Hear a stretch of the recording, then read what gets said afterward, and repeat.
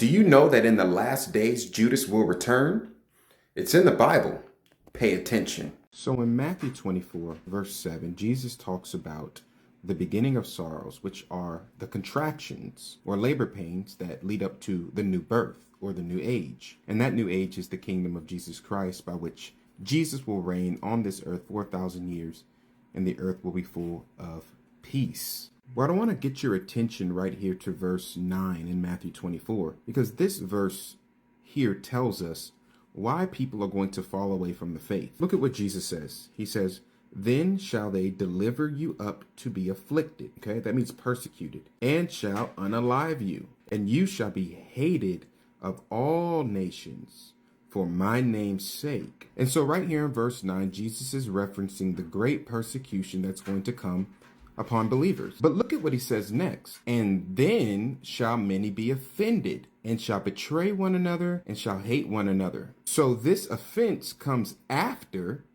the persecution. And what does this word offended mean? It means to cause one to distrust or desert the one that he was actually supposed to be obeying and trusting. So the great falling away that the Bible talks about in the book of Thessalonians is a result of affliction and persecution and martyrdom. And isn't it fitting that many of us who are Christians believe that we're going to be raptured before all of this happens? But yet when you're still here, what's going to be the response for some of you?